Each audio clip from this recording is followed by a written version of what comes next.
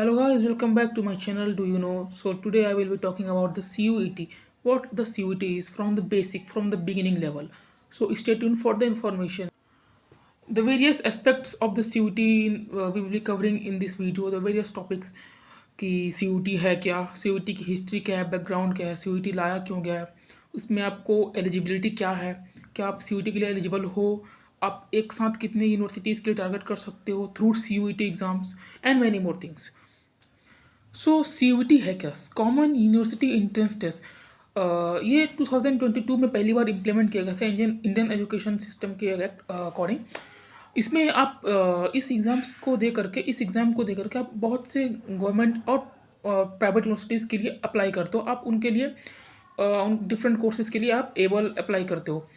तो before CUET हमारा history क्या था कि अब तक DU, BHU, JNU जितने भी आपकी टॉप के गवर्नमेंट यूनिवर्सिटीज़ हैं और अदर स्टेट यूनिवर्सिटीज़ हैं और प्राइवेट यूनिवर्सिटीज़ इंक्लूडिंग, वो आपको मेरिट बेस्ड पे एडमिशन दिया करते थे. आप जितना ज़्यादा परसेंटेज स्कोर करोगे आपको उतना जल्दी उतने टॉप के उतने बेटर कॉलेजेस प्लस कोर्स मिलेंगे, आप उसके लिए एलिजिबल होते थे. बट गवर्नमेंट को ने इस चीज़ को देखते हुए, बहुत से बायसनेस को देखते हुए, इसको मेरिट सिस्टम को हटा करके उन्होंने पहली बार CUET के लिए ट्रायल किया 2022 में.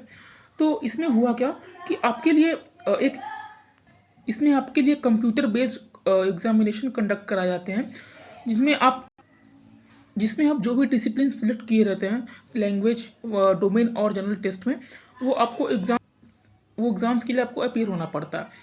तो अब हम बात करते हैं कि बेसिक एलिजिबिलिटी क्या है CUET के लिए. CUET के लिए आपको 3 पेपर देने पड़ेंगे. पहले लैंग्वेज के paper, then second is your domain and third is general test. Language के पेपर में आपके पास मोर देन 25 प्लस लैंग्वेजेस होंगे, including English, Hindi and other regional languages. आप उनमें से कोई भी एक लैंग्वेज सेलेक्ट कर सकते हो जो आपको सही लगता हो. बट आई विल सजेस्ट कि आप इंग्लिश ही सेलेक्ट करना, जिससे आपके लिए बहुत से यूनिवर्सिटीज़ के लिए आप एलिजिबल हो सकोगे, क्योंकि इंग्लिश एक common language, as a common language बहुत सी यूनिवर्सिटीज़ डिमांड करती हैं. तो आप बेटर होगा अगर आप इंग्लिश चूज़ करते हो. देन डोमेन, जो आप अपने क्लास 12th में पढ़े रहोगे, इधर इट इज़ साइंस, कॉमर्स और आर्ट्स, आप किसी भी बैकग्राउंड से हो, आप PCM ले लो, PCB ले लो. कॉमर्स में आप अगर अकाउंटेंसी, बिजनेस स्टडीज़, इकोनॉमिक्स हो गया. देन आर्ट्स में अगर आप ह्यूमैनिटीज़ में अगर आप political science, sociology, history, geography, अब कोई भी डोमेन जो आप अपने क्लास 12th में पढ़े रहते हो, आपको वो डोमेन चूज़ करना है.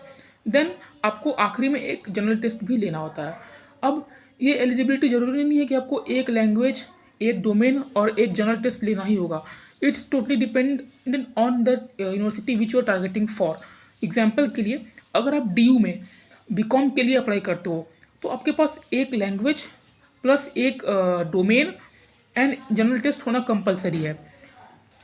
एंड अगर हम BCom प्रोग्राम में ही बात करें दूसरी एलिजिबिलिटी का, तो वो क्या है, आपके पास एक लैंग्वेज या 3 डोमेन होने चाहिए.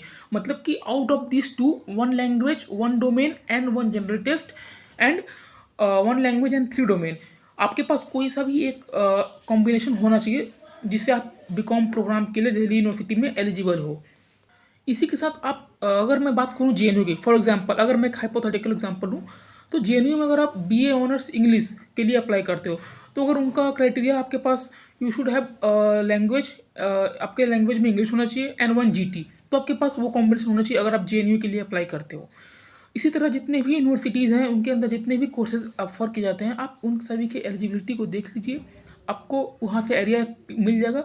बट हाँ, मैं आपको ये ज़रूर बोलूँगा कि डोमेन में आप जो अपने क्लास 12th में पढ़े रहोगे, आप उसी को ही चूज़ करना पेपर देने के लिए. अदरवाइज देर इज़ मतलब पॉसिबिलिटी है कि आपकी पेपर कैंसिल हो जाए, आपका फॉर्म कैंसिल किया जा सके. क्योंकि हमारे साथ ऐसा हुआ कि जिन्होंने भी क्लास 12th में पढ़ा, PCM था, उन्होंने CUET के डोमेन में अगर हिस्ट्री, ज्योग्राफी और इकोनॉमिक्स ले लिया, तो उनका एग्ज़ाम और फॉर्म कैंसिल कर दिया गया था.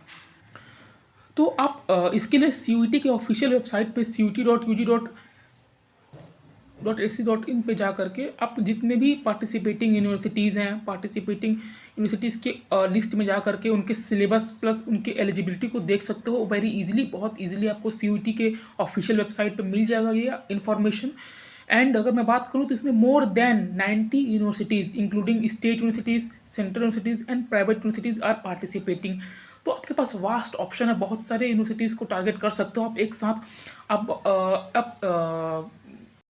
अगर आप चाहते हो कि आप मोर देन वन और बहुत सी यूनिवर्सिटीज़ को एक साथ टारगेट करना चाहते हो, एज अ बैकअप भी अगर आप किसी अलग यूनिवर्सिटीज़ को टारगेट करना चाहते हो तो आप कर सकते हो। आपके लिए बहुत ही ये ईजी होगा।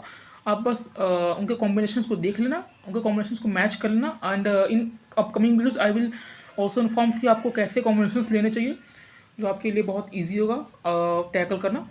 देन अगर हम बात करें CUET 2023 के एग्जामिनेशन अपडेट्स के बारे में कि इनके एग्ज़ाम्स कब से होंगे, तो अभी जो हमारे पास इंफॉर्मेशन मिला थ्रू प्रेस, थ्रू न्यूज़ की 3rd वीक ऑफ अप्रैल तक आपका एग्जामिनेशन डेट आ सकता है। एंड इसके रजिस्ट्रेशंस आपके फरवरी या फिर लास्ट वीक ऑफ जनवरी में स्टार्ट हो जाएंगे, तो आप वहाँ से रजिस्टर कर लेना CUET के लिए। एंड एग्ज़ाम्स में भी टेंटेटिव डेट 23 अप्रैल तक ही दिया गया, 23 अप्रैल, और मे बी आफ्टर दैट जो भी होगा आपको मैं क्लियर कर दूंगा नेक्स्ट वीडियो में।